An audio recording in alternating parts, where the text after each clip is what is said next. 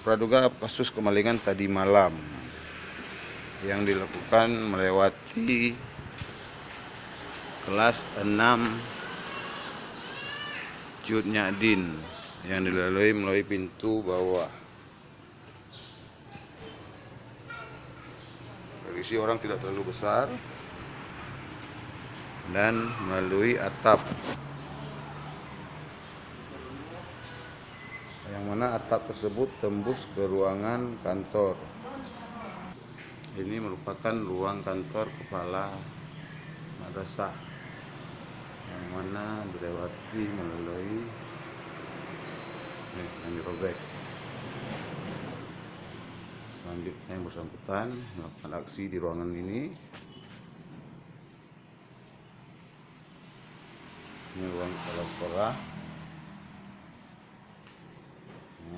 Terjadi pembongkaran.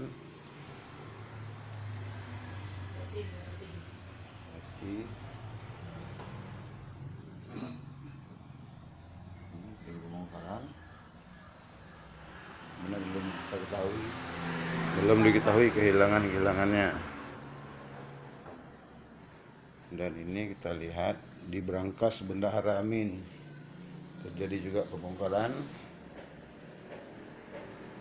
Belum kita ketahui juga apa-apa saja yang hilang. Itu brankasnya juga aja Rudi. Selanjutnya ke ruang tata usaha. Ada berapa loker?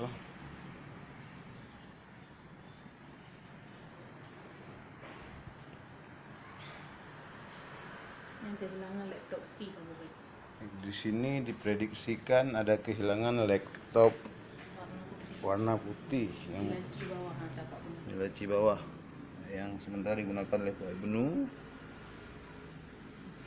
untuk pegang absen pindir. Yang gede ini lah, Mbak Laptop.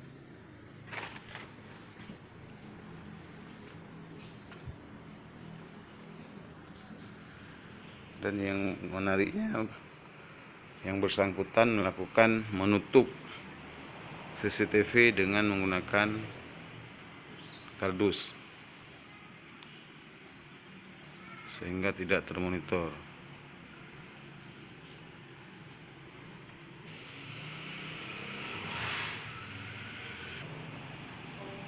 Pagi ini belum ada yang hadir, baru satu orang tata usaha. Prediksi pertama dulu, di barang sementara tidak sentuh dulu.